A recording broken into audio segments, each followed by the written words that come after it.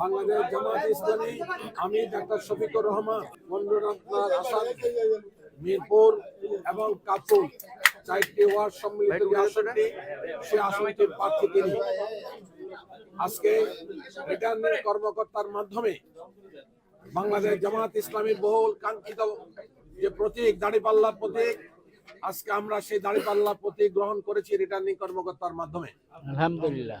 এখানে উপস্থিত আছেন বাংলাদেশ জামায়াত ইসলামীর সহকারী সেক্রেটারি জেনারেল প্রচার এবং মিডিয়া উইং এর যিনি পরিচালক জনাব অ্যাডভোকেট হাসান মাহবুব জুবায়ের। আমাদের মাঝে উপস্থিত আছেন 15 নম্বর আসন পরিচালক জনাব আব্দুর রহমান মুসা। আমাদের মাঝে উপস্থিত আছেন এই আসনের সদস্য সচিব জনাব তুহিন এবং জামাত নেতৃবৃন্দ লস্কর মোহাম্মদ তাসলিম এবং আরো অনেক নেতৃবৃন্দ উপস্থিত আছেন। আপনাদেরকে আন্তরিক ধন্যবাদ জানিয়ে আমি অনুরোধ জানাবো আমাদের আজকের এই সাংবাদিক সম্মেলন বক্তব্য রাখবেন আমাদের সহকারী সেক্রেটারি পরিচালক উইংস জনাব অ্যাডভোকেট হাসানুল মাহবুব জুবায়ের। আসসালামু আলাইকুম।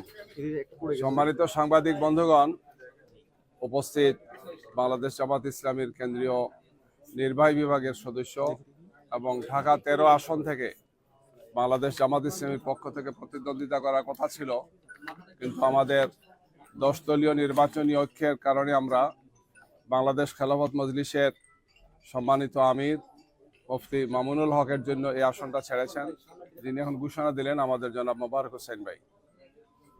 আলহামদুলিল্লাহ, আপনারা জানেন যে আজকে গতকালকে প্রার্থিতা প্রত্যাহার হয়েছে, আর আজকে বাংলাদেশের 300 আসনে নির্বাচন কমিশনের পক্ষ থেকে প্রতীক বরাদ্দ। তো আমরা ঢাকা 15 আসনে আমাদের সম্মানিত আমিরে জামাত ডাক্তার শফিকুর রহমানের পক্ষে দাঁড়িপাল্লা প্রতীক নির্বাচন কমিশন বরাদ্দ দিয়েছেন, রিটার্নিং অফিসার আজকে দিয়েছেন। আমরা সেটা আজকে গ্রহণ করলাম। আপনাদের মাধ্যমে আমরা দেশবাসীকে মোবারকবাদ জানাচ্ছি। আমরা আশা করছি যে আগামী 12 ফেব্রুয়ারি যে নির্বাচন, অত্যন্ত গুরুত্বপূর্ণ এই নির্বাচন, যে নির্বাচনে 13দশ জাতীয় সংসদের প্রার্থীরা অংশগ্রহণ করবেন, একই সাথে এই নির্বাচনে আমরা গণভোটের মাধ্যমে দীর্ঘ সময় নিয়ে যে সংস্কার প্রস্তাবটা পাশ হয়েছে সেটার আইনি ভিত্তি হবে, সেটা বিজয়ী হবে হা ভোটের মাধ্যমে ইনশাআল্লাহ। আমরা দেশবাসীকে এবং প্রবাসে যারা আছেন আমাদের ভাই এবং বোনেরা সবাইকে আহ্বান জানাচ্ছি, আগামী নির্বাচনে অংশগ্রহণের মাধ্যমে আমরা একটি সুন্দর, নিরাপদ এবং মানবিক বাংলাদেশ গড়ার দিকে আমরা এগিয়ে যাই। আমরা আশা করব যে এই নির্বাচন সুন্দর, শান্তিপূর্ণ হবে, সন্ত্রাস মুক্ত, ভয় ভীতিমুক্ত একটি নির্বাচন অনুষ্ঠিত হবে ইনশাআল্লাহ। যদিও বিভিন্ন জায়গাতে সন্ত্রাসীরা আমাদের উপর হামলা করছে, আমাদের নেতা কর্মীদের উপর হামলা করছে, নাজেহাল করছে। গতকালকেও ঢাকা 15তে এই ধরনের একটি ঘটনা ঘটেছে, আপনারা জানেন। আমরা নির্বাচন কমিশনকে, রিটার্নিং অফিসারকে এগুলো জানিয়েছি এবং আমরা আশা করব যে ভবিষ্যতে এই ধরনের কোনো কর্মকাণ্ড যাতে না ঘটে।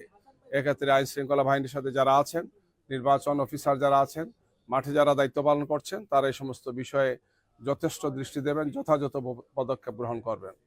আমরা একটি সুন্দর, শান্তিপূর্ণ, ভয় ভীতিমুক্ত, সন্ত্রাসমুক্ত একটি নির্বাচন আমরা আশা করি, যে নির্বাচনে দেশবাসী অংশগ্রহণ করবেন।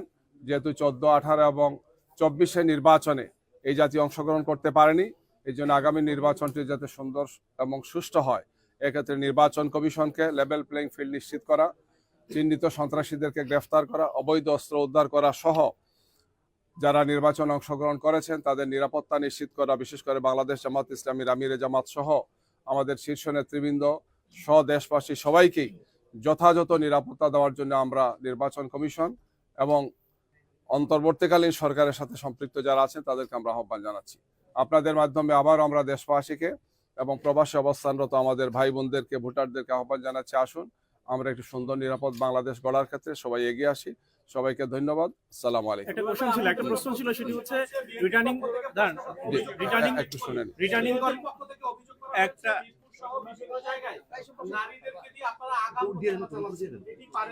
এটা পুরোপুরি একটি অসত্য তথ্য। বাংলাদেশ জামাত ইসলামী প্রথম থেকেই নির্বাচনী আচরণবিধি মেনে চলার ব্যাপারে আমরা সবচেয়ে বেশি দায়িত্বশীল ভূমিকা পালন করেছি। 11 ডিসেম্বর যখন নির্বাচনী তফসিল ঘোষণা হয়, আমরাই ঘোষণা দিয়েছি যে আমরা নিজ দায়িত্বে নির্বাচনে যে সমস্ত প্রচারণা বা প্রকাশনা সামগ্রী ছিল আমরা নিজ দায়িত্বে সেগুলো অপসারণ করেছি, খুলে নিয়েছি। নির্বাচন কমিশনের জন্য আমরা অপেক্ষা করিনি। আমরা নির্বাচন কমিশন কর্তৃক ঘোষিত যে সমস্ত বিধিবিধানগুলো আছে, আচরণবিধি সহ এগুলো মেনে চলার ব্যাপারে আমরা সবচেয়ে বেশি দায়িত্বশীল। এই সমস্ত অপপ্রচার চালিয়ে বাংলাদেশ জামাত ইসলামীকে, দাঁড়িপাল্লাকে, আমাদের 10 দলীয় ঐক্যকে বিনষ্ট করার জন্য একদল লোক এই চেষ্টা চালাচ্ছেন। দেশবাসীর কাছে এই বিষয়টি স্পষ্ট এবং তারা অবশ্যই নির্বাচনের মাধ্যমে আমাদের ভোটারের দাঁত ভাঙা জবাব দেবেন। আপনারা বললেন যে ঢাকা 15 আরেকটা হচ্ছে বিষয় হচ্ছে আপনারা বিভিন্ন সংশ্লিষ্ট রিটার্নিং কর্মকর্তার কথা বলছিলেন যে তাদের পক্ষপাতিত্ব কিংবা তাদের যে অবস্থান, কার্যকর অবস্থানটা এই নিয়ে আপনাদের এখন এই পর্যায়ে এসে কোনো শঙ্কা রয়েছে কিনা কোনো ক্ষেত্রে? আমরা এখনো দেখতে পাচ্ছি আচরণবিধির কথা আইন শৃঙ্খলা বাহিনী এবং নির্বাচনের সাথে সংশ্লিষ্ট যারা আছেন তাদের এখনো পক্ষপাতমূলক আচরণ হচ্ছে এবং লেভেল প্লেইং ফিল্ড যেটা নিশ্চিত হওয়ার কথা, এবং মাঠ পর্যায়ে যারা দায়িত্ব পালন করছেন তারা বিশেষ একটি দলের দিকে ঝুঁকে পড়ছেন। আমরা এই সমস্ত বিষয়ে নির্বাচন কমিশনের দৃষ্টি আকর্ষণ করেছি। আমরা এটাও বলেছি যে আমরা এই সমস্ত কর্মকর্তা যারা পক্ষপাতদুষ্ট আচরণ করছেন আমরা প্রয়োজনে তাদের তালিকাও একসময় জনসমক্ষে প্রকাশ করতে বাধ্য হব, যদি তাদেরকে নির্বাচন কমিশন যথাযথভাবে দৃষ্টি আকর্ষণ করে নিরপেক্ষ হতে তাদেরকে বাধ্য না করেন। আমরা অবশ্যই জনগণকে আপনাদের মাধ্যমে সেটা জানাতে একসময় বাধ্য হব। ঢাকা 15তে যে হামলা হচ্ছে বললেন, এটা কি কোনো দলের কর্মী বা কোনো পরিচয় জানতে পেরেছেন? একটা বিশেষ দলের পক্ষ থেকে সন্ত্রাসী লেলিয়ে দেওয়া হয়েছে আমাদের নারী ভোটারদের উপর। আমাদের নারী কর্মী যারা ছিলেন, আমাদের পুরুষ ভোটার যারা আছেন বা আমাদের দায়িত্ব যারা পালন করছেন, গতকালকে রাতে এই ধরনের দুটো ঘটনা ঘটেছে এবং এরা আহত অবস্থায় হাসপাতালে আছেন। আমরা এই ব্যাপারে বক্তব্য দিয়েছি, আহতদেরকে দেখতে গিয়েছি এবং আমরা আশা করছি যে এই ঘটনা আর দ্বিতীয়বার যাতে এখানে না ঘটে।